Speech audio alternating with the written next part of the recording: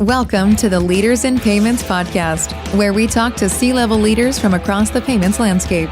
We'll be discussing the products and services that impact the payment space today, as well as trends and predictions for the future of payments. We will also hear stories from our guests about their journeys to the top. We are really born out of enterprise and have adapted our offering and onboarding to what we consider a mid-market, where we are seeing a tremendous growth opportunity because mid-market merchants are beginning to cross-border commerce, and some are either moving outside their traditional region, going into other markets. Because of the pandemic, we saw a lot of companies being almost pulled into other markets, which is super interesting.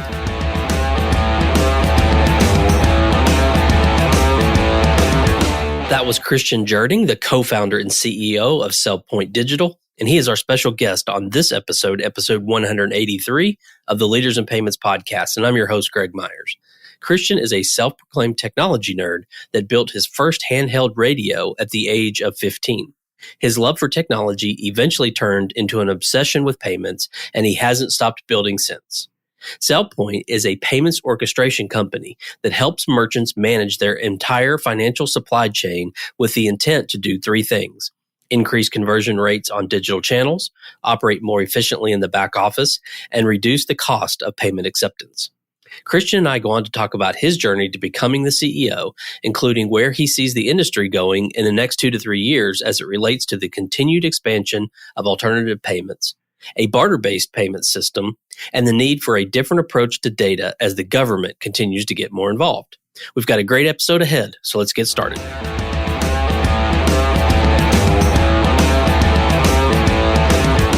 Hi, Kristian. Thank you for being here, and welcome to the Leaders in Payments podcast.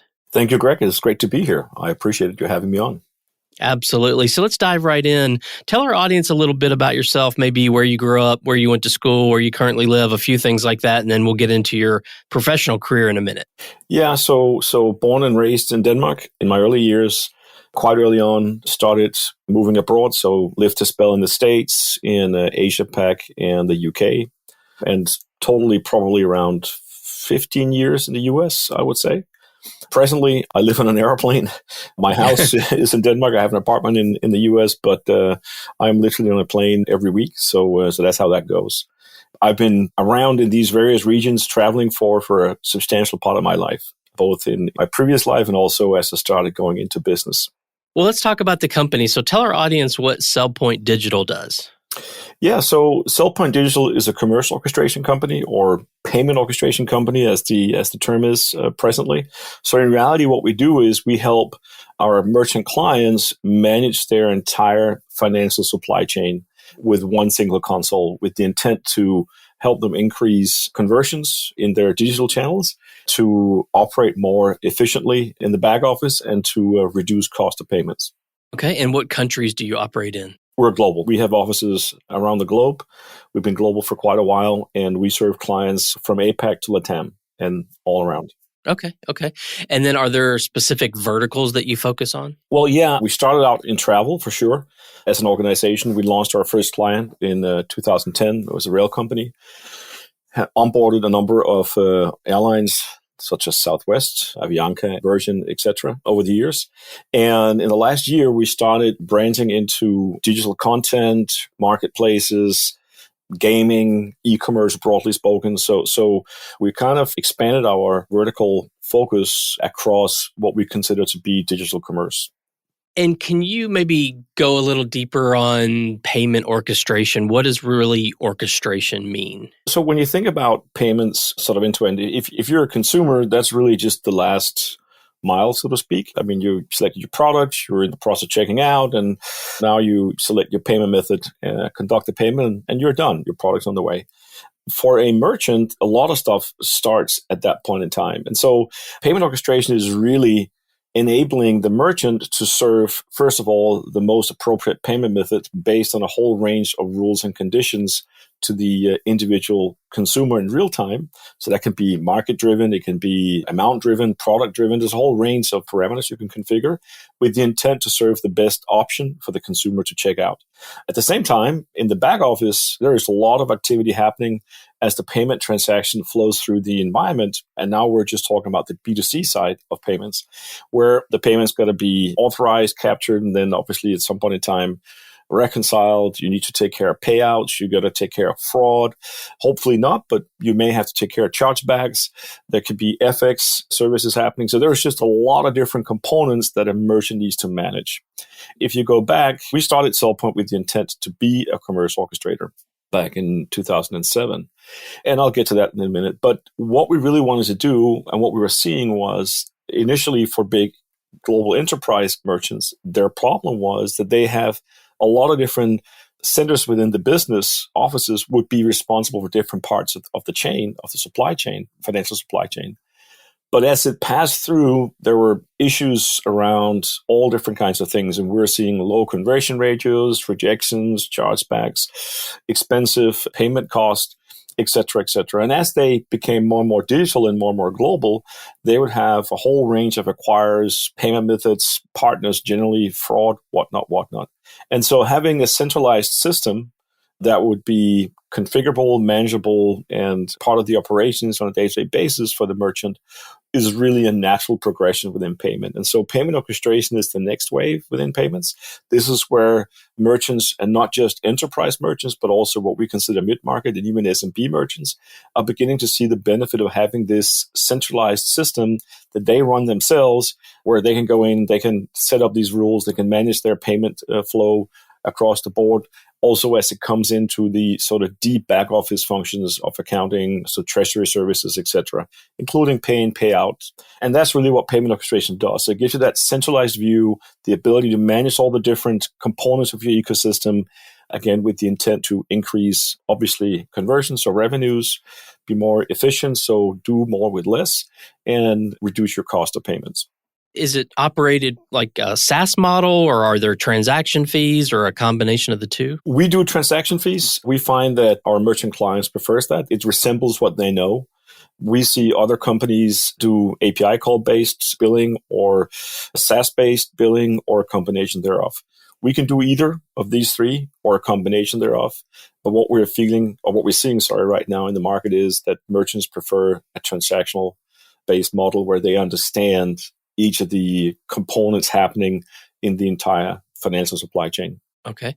And then how do you go to market? Do you have a direct sales team, or do you go through partnership channels, or a little of both? We do both, actually. We have a direct sales team and a whole lead generation department and SDR department to help us get in contact with merchants that are in the market for payment orchestration. But we also work with partners, and we're expanding our partnership base quite aggressively at the moment on a global base. And so for sure, that is a very important part of our future process. We see marketplaces as a very opportunistic way for us to partner on white label basis. Okay. And how does a merchant know they need payment orchestration? When you need to create a payments department and payment becomes a pain or a high cost, and I guess a high cost is a pain. So that's when you know you need payment orchestration. I think if you really want to take it in a slightly different direction, this question, payment orchestration has been useful for merchants for the past 10 years. As I said, we launched our first client in 2010. It was the full shebang. We managed everything across all their digital channels, mobile, web, call center. We serviced B2B payments, so invoicing from business clients and whatnot. And it was a rail company that was 80% manual, maybe 90% manual, who by mandate of the government needed to make that digital transition. And that was quite early on. We started the project in 2009. And while they did not understand they needed payment orchestration, they knew they needed commerce orchestration, which is what we really called it in the beginning when we started CellPoint. Okay. Well, what would you say differentiates your company from your competitors out there? So we started as a payment orchestration company, whether we called it commerce orchestration or payment orchestration, that was where we started. We have significant experience in launch customers on a global basis. We have a very featureful platform that's proven in the market, has been proven for a number of years. As I said, we launched our first client in 2010. we're a global business and we have a very extensive ecosystem. And we have the ability to onboard new components in the ecosystem pretty fast. So we are really born out of enterprise and have adapted our offering and onboarding to what we consider a mid-market, where we are seeing a tremendous growth opportunity because mid-market merchants are beginning to cross-border commerce, and some are either moving outside their traditional region, going into other markets. Because of the pandemic, we saw a lot of companies being almost pulled into other markets, which is super interesting. And so I think with that experience, we're able to serve them in a very professional manner where they get the enterprise scalability, stability, and capabilities at a mid-market price. Okay. And you mentioned the pandemic. I assume with the surge of e-commerce during that time, that was a tailwind for you guys. I think it was tailwind for everybody. Obviously, when the pandemic broke out, we were very travel focused, and we could feel that initially for sure, because all travel stopped, I believe, March 20th, pretty much 2020.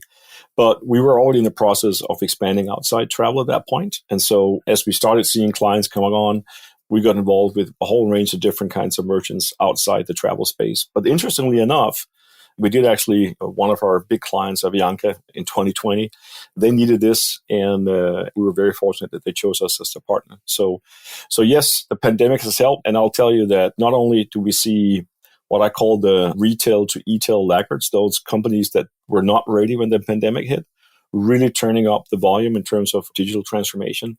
We're seeing mid-market companies that was usually or traditionally was a single acquirer, a single market type merchant expanding.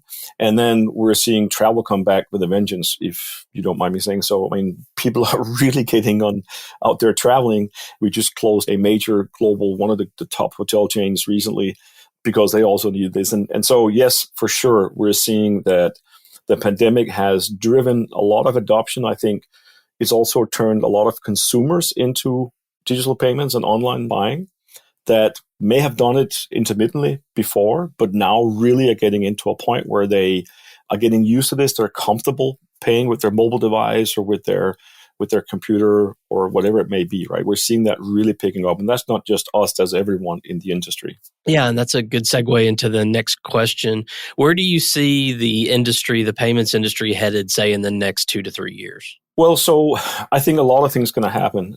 First of all, it's going to be easier to be a regional or globalized medium-sized merchant. One of the problems is as you go from one country to the next, you got VAT, there might be surcharges, all different kinds of rules and things you got to take care of. That's really problematic. And I know that because my wife runs a small e-commerce business out of the States, and she wanted to move into Canada and other markets. And, when she started doing that, that was really complicated. And we can see that's one of the things that's really going to change. So it's going to be easier to do that, and the payment industry will help support that capability. So we're going to see more sophisticated capabilities as it pertains to these things. So managing that in the financial supply chain, like VAT, surcharges, and all different kinds of things, is going to be there. And that's going to make it easier for these merchants to make that expansion. So that's one major thing that the payment market will need to support.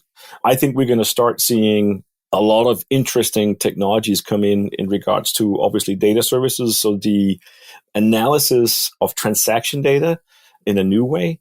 And what I mean by that is not that we're going to just get everybody's data and we're going to be able to crunch them and we're going to pick up all data from devices and whatnot, because actually the world is going in the opposite direction. We're seeing more and more privacy initiatives by governments. I'm sure you're familiar with Europe, with GDP, which came into effect a short while ago, that has really changed the dynamics of how we can manage that and what we're going to give to consumers. And so I think payment companies and the payment sector will need to give useful data to the merchants in a different manner than they do today. And I think we're going to see some interesting activities in that area. And you can then segue that into machine learning / AI, always very conscious about the fact that AI in the minds of the general consumer is not where we're going. We're talking just quite sophisticated computing in analysis. And that's another thing. And then we're going to see a continued expansion in payment methods. So what we call alternative forms of payment, like Apple Pay, which is a very obvious one, but we're going to see more of that come into play. And we're going to start seeing, if we go a little further out than that, you're going to start seeing barter-based payment capabilities where I can pay for goods and services with goods and services. And so we're going to start seeing some really interesting initially probably local and then regional and ultimately global initiatives around that where we're going to enable people who are in the unbanked parts of the world to actually get access into what I would call general global commerce. Do you think there's a role in blockchain and crypto coming soon? Yeah, absolutely. And we are already in it. Other than we partner with a number of crypto gateways so we can offer our merchants to take payment in crypto. I think crypto is one thing, and most certainly certain things going to happen. I think we need to have a little more control over cryptocurrencies and NFTs for the general business to want to do it and for the general consumer to use it for other things than trading, on the various crypto exchanges. But I think the underlying technology is going to really add a lot of value to the payments infrastructure. And I think in discussing open banking and other similar things, I think we're going to see a transformation of how the financial supply chain is glued together on a global basis in the next 10 years. Massive change is going to happen. And I think people is going to be able to do things in a very different way. We are seeing consumers and merchants having problems getting their business signed up for an acquirer or access to a business bank. And I can tell the same thing for my wife. Small company, nothing controversial, basic stuff. And just getting a business account that was not onerous or difficult or complex was really problematic, right? And there's so many different corporation types on a global basis. That's really difficult to manage. That's going to change. We're going to see certain things happening in that area where crypto will add immense capabilities, and not just in cryptocurrencies, but the blockchain technology itself. Yeah, I agree with you there. I want to double click on the data piece because I think it's interesting from a couple of perspectives. Obviously, like you said, there's the privacy issues, and I think that's going to obviously increase. I think in the US, we don't have a national privacy regulation, like it's state by state, and most states don't even have anything. Several are enacting them. So right now it's a hodgepodge of rules and regulations, but eventually I think we'll get there and the US will have something similar to what is in Europe today. So that's one aspect of data. But you also mentioned being able to bring that data together in a different way. I mean, do you see an opportunity to monetize that data that you're providing to merchants? I mean, is that sort of what you're thinking there's a vision of doing in the future, or maybe you're already doing some of that today? We're already doing some of that today on behalf of our merchants. I think that's going to increase. But I think where the need for a different approach is going to arise is exactly because government's going to start getting seriously involved for good reasons, quite frankly. I do think that there's too much lax access to people's data. And on a personal note, I never accept all cookies from websites I visit. I don't. If an app wants to get access to all my data across apps or across app tracking, I just don't use them. And I don't do it because I think that the people don't really realize how much data they're actually sharing and what it really are being used for. And I think that's a big problem that's going to come to the surface. Because as we see the digital transformation, consumers are also getting smarter. And it's not that I don't think they've been smart, but they're going to be aware. They're going to understand what is the basic consequence of me doing all different kinds of things. And without going into this scary 1984 Orwell vision, I do think that there is a problem here, and we need to address that. Apple is addressing it. The iPhone is very easy to lock down as a user if you understand a little bit about mobile devices. That's going to get even easier, and I'm pretty sure Google will need to follow suit at some point in time, even though it might be contrary to their primary business model. And so what that means is you're going to have to give a different kind, or find different kinds of data and put them together in new ways that doesn't violate those new restrictions, whether by law or by technology or by desire from the consumer, and make that useful to act upon for the merchant. Because obviously, one of the things that is attractive with e-commerce is you can be very targeted in your acquisition of consumers. And so as that transforms, and you become a merchant that is, that has a product that people want, and you're acting in a way where consumers find you approachable or useful, if you wish, that data becomes available in a slightly different format. And putting that together so that merchants can act upon it in the rightful way is going to be where this is going to go. And we're obviously very, very keenly looking into that area. Okay. All right. No, that's very interesting. Well, let's switch gears a little bit and talk about you. Tell us about your journey, kind of your background, how you got to become the co-founder and CEO there. Yeah. So when I left the military, I went into IT. This is quite a while ago. I was into enterprise IT, so mainframe technology. And as the years went by, a lot of different technologies came into play. I was a business person. As I said, I lived around the world and traveled a lot. late 2000, coming in 2001, I kind of felt I worked enough at senior roles in different companies, some of the big brands back then. And I thought, hey, this is where I need to go and try my luck. And obviously, I was straight as the dot-com crisis hit the world, the first one, the bubble. But timing is everything. And so I started a company that did mobile commerce, a completely different direction from serving Fortune 500 companies or 2,000 companies on the global plane. And what we did was really enable large brands like United, Dr. Pepper, Microsoft, and others in serving digital content to their customers as a sort of reward system, and then manage the entire billing to all the stakeholders in that piece of content. So it's really not only a system for delivering this content on mobile devices, which was pretty early, but also the ability to ensure that all stakeholders were correctly paid. I remember this was before Apple had the iPhone out, right? So many years before. And that was pretty interesting. I learned a lot about the fact that digital is a sales channel, that the payment is not just credit cards. We were using all different kinds of methodologies in order to arrange that, mostly B2B, but also we saw reverse channels on SMS being a billing method. And that kind of taught me that, hey, something's going to change here. We could see, obviously, that even banks were beginning to discuss going online. So when I sold it in 2005, I started to walk around and said, hey, what will be a natural next step for me to start my next business? And I sat down and I thought about the fact that, hey, a company that will be able to orchestrate the digital channel, which was growing and obviously would be mobile highly, and also cater for the increasing fragmenting payment ecosystem, which conversations were beginning. We were seeing, at that point, we were seeing all different kinds of trade organizations, industry organizations coming together and starting to actually do events on digital payments, Mobile Forum being one, NRF, the National Retail Federation in the US, being another, under ARTS back then. And so lastly, in my vision was that we had these enterprise merchants with very complex legacy infrastructure, and they needed to tie these three things together. And so that's how I started CellPoint. So I really jumped into the CEO role, both feet, in 2001 and just kept at it since. Okay. I've got to ask about the name. Where did the name CellPoint Digital come from? Yeah. So the story is a little bit stupid, actually. When I sold my first company, the business I sold it to, at some point in time, they were trying to raise funds on the stock exchange and whatever. The short version was that they had a company called CellPoint Mobile, or just CellPoint, sorry. And CellPoint was actually doing a lot of stuff within mobile technology, hence the name CellPoint. We bought the mobile component out as we started CellPoint. And back then, we then named it CellPoint Mobile to illustrate we were using CellPoint as a selling point instead of mobile specific. And then we added mobile to illustrate that was the channel we were focused on. So we always prided ourselves on being mobile first. And as I said initially, the first client began as an app, probably one of the first really sophisticated ticketing apps probably some stuff in APAC was ahead of us. Disclaimer, I would think. But at least in Europe, we were pretty far ahead. And so that's where CellPoint came into the market. And we switched to digital in, I think, 2019, just because at that point in time, everybody was mobile. Okay. Anytime I see an interesting name, I have to ask what the origin was. And as a founder, there's usually a good story behind it. So I appreciate you sharing that.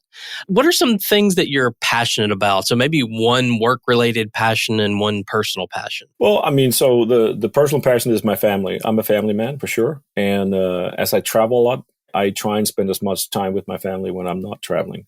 And I'm very passionate about that. So that's all the things that entails, sports, whatnot, even homework I get involved in. And that takes as much as my time as I can allow, or that my business will allow. And I really try and prioritize that. I try never to travel on a birthday or a big holiday. I'm always at home. You can't always do that, but that's really something that's important to me. And it may sound a little traditional, but that as I as a person started to travel that much and then got married and had a family, that really took priority. And I always promised myself I wouldn't be that person who was never home, completely unknown to my family. So that was a big thing for me. In work, I'm very technology oriented. I'm a little bit of a nerd. I built my first ham radio when I was 15. I bought an old mainframe when I was 18, got it booted and everything, plugged in and all that good stuff, but not using it for anything. So I've always been a technology nerd. I really enjoy technology. I find it fascinating what you can do with technology. And in the past 15 years, I've become also a payments technology nerd, if you wish. Was never good enough to be a programmer. I could program in the early days, but not very well. And I just saw these WizKids surpass me real fast. And so creating those product visions was really where I found my space. And that was the foundation both behind my first company and CellPoint. Okay.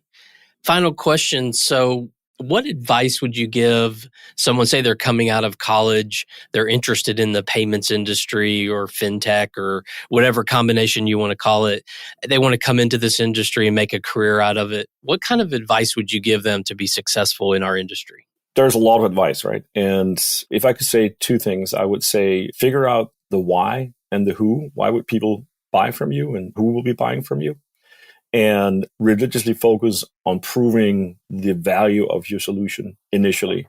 If you do that and really focus on getting clients to give you feedback, whatever way, right, then you get a better chance. And I think probably one last thing, if I can give more than one advice, would be never quit. Never quit. There is always going to be so many hassles. It's really tough unless you've done it a million times before. Starting a business is hard work. There is no days that's just going to breeze by and everything was just honky-dory. You're always going to run into things. And as it grows, those things, like with children, small problems, big children, big problems. One thing I was told was that 90% of companies dying don't die from starvation. They die from indigestion because suddenly you are succeeding and then you didn't plan for it, right? And it becomes difficult.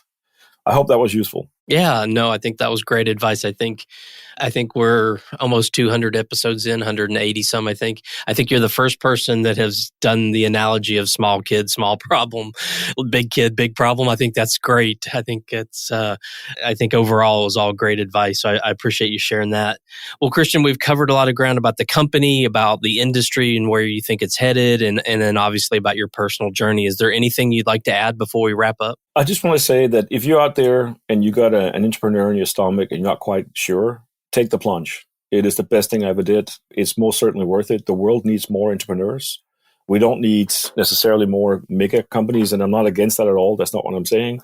What I'm saying is just that entrepreneurs really add value to communities. And I personally am always impressed when I meet somebody who just started out and they tell me their story to hear what they're saying. I think there are so many different fantastic stories.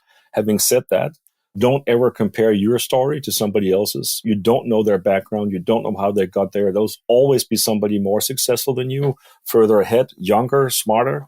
The game is to enjoy what you do and stay focused on your mission. Yeah, that's great. Well, what's the best way for people to learn more about CellPoint Digital? Take their mobile device or a computer and go into cellpointdigital.com or just search for CellPoint Digital, whether one or two words, or payment orchestration online, and a lot of stuff will come up. We've done a lot of thought leadership over the years, obviously been lucky enough to be invited on your podcast, to be interviewed and on podcast and whatnot. So there's a lot of content about us out there in the market. We frequently attend events, trade shows out there. Great place to meet as well. Okay, awesome. Well, Kristian, thank you so much for being on the show today. I know your time is very valuable, so I really appreciate you being here. Well, thank you for having me, Greg. I really appreciate it. Absolutely. And to all you listeners out there, I thank you for your time as well. And until the next story. Thank you for joining us this week on the Leaders in Payments podcast. Make sure you visit our website at leadersinpayments.com, where you can subscribe to the show and where you'll find our show notes.